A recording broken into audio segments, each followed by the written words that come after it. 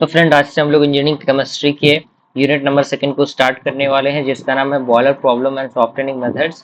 हम लोगों ने यूनिट 1 को अच्छी तरीके से डिस्कस किया है। अगर आपने उन वीडियोस को नहीं देखा है तो जरूर देख लीजिएगा। प्लेलिस्ट का लिंक आपको नीचे डिस्क्रिप्शन बॉक्स में मिलता है, आप वहां से प्लेलिस्ट को चेकआउट कर सकते हैं।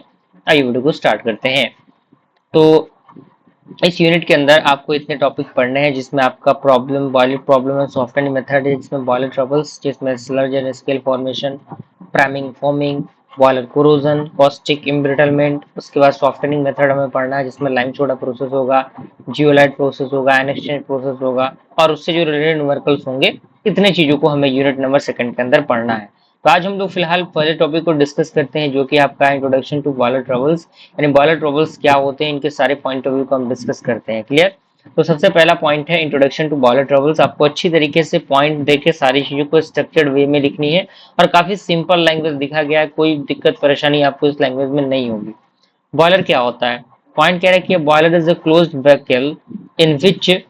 Vessel in which water update pressure is transform into steam by the application of heat. यानी जो बॉयलर होता है एक प्रकार का क्लोज्ड वेसल होता है, जिसमें वाटर अपडेट होता है प्रेशर के अकॉर्डिंग, जो ट्रांसफॉर्म होता है किसमें, स्टीम में, by the application of heat, यानी हीट के द्वारा।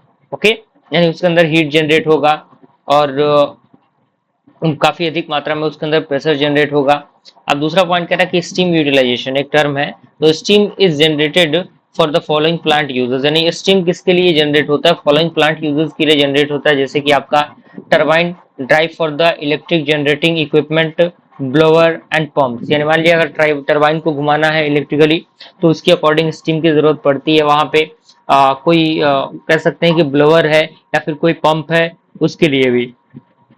अब यहाँ पे दूसरा है कि heating and air conditioning for equipment and comfort, यानी हीट करने के लिए और एयर कंडीशनिंग के अंदर जो भी इक्विपमेंट होता है और कंफर्ट होता है उसके लिए। एंड अगला है हमारा process for direct contact sterilisation. Okay, इनके लिए। क्लियर? तो ये आपके स्टीम यूटिलाइजेशन है। अब यहाँ पे कुछ और पॉइंट कह रहा है कि water is mainly used in boiler for steam generation for industries and power houses. यानी जो वाटर है मेनली यूज किया जाता है बॉयलर के अंदर स्टीम को जनरेट करने के लिए, इंडस्ट्रीज के अंदर और पावर हाउसेज के अंदर। क्लियर? स्टीम के लिए और पावर हाउसेज के लिए, इंडस्ट्री के लिए और पावर हाउसेज के लिए।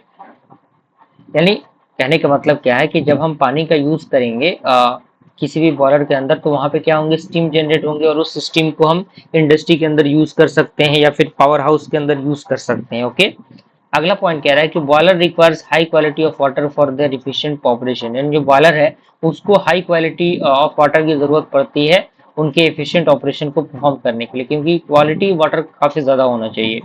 अगला हमारा आता है कि water is mainly use in boiler for steam generation. यानी जो वाटर है वो मेनली किसके लिए यूज होता है बॉयलर के अंदर? स्टीम को जनरेट करने के लिए यूज होता है। क्लियर? अगला पॉइंट कह रहा है कि in water only those impurities which cause operational troubles in the boiler are eliminated. यानी वाटर के अंदर कुछ इम्प्योरिटीज होती हैं जो ऑपरेशनल ट्रबल्स को कॉज करती हैं बॉयलर के अंदर, जो इम्बिडेंट हो जाती है, एलिमिनेटेड हो जाती है। अब यहाँ पे कह रहा है कि hot water is fit directly to the boiler. मान लीजिए कि अगर हॉट वाटर को हम डायरेक्टली बॉयलर के अंदर डाल देते हैं, तो these there arise many problem collectively. तो वो क्या करेंगे, बहुत सारे प्रॉब्लम को क्रिएट कर देंगे, जिन्हें हम लोग बॉयलर ट्रबल्स कहते हैं। सच एज ये जो चीजें क्रिएट होती हैं उनको हम लोग क्या कहते हैं? Sludge and scale formation, priming, foaming, caustic embrittlement, boiler corrosion कहते हैं। क्लियर? तो ये आपके सारे पॉइंट ऑफ व्यू है। अब यहाँ पे कह रहा है कि boiler are classify according to their pressure category. यानी जो बॉयलर है उनको प्रेशर कैटेगरी के आधार पे अलग अलग टाइप में बांटा गया है। सबसे पहले आपका आता है लो प्रेशर बॉयलर, जिसका प्रेशर अप टू 15 केजी पर सेंटीमीटर स्क्वायर रहता है, और मीडियम प्रेशर बॉयलर का जो प्रेशर होता है वो 15 टू 30 केजी पर सेंटीमीटर स्क्वायर होता है, और हाई प्रेशर बॉयलर का जो प्रेशर होता है वो मोर देन 30 केजी पर सेंटीमीटर स्क्वायर होता है। ओके, तो यहाँ तक कोई परेशानी नहीं होनी चाहिए। बॉयलर का डेफिनेशन आपको समझ में आ गया होगा, सारे पॉइंट समझ में आ गए होंगे। अच्छी तरीके से सारे पॉइंट्स को याद करने की जरूरत है, लिखने की जरूरत है। ओके, और कोई परेशानी, कोई दिक्कत होती है तो टेलीग्राम ग्रुप हमारा है ही, आप वहां से डायरेक्ट मुझसे कांटेक्ट कर सकते हैं। ओके, तो मिलता है फ्रेंड्स ऐसे इंटरेस्टिंग वीडियो के साथ, तब तक के लिए थैंक यू।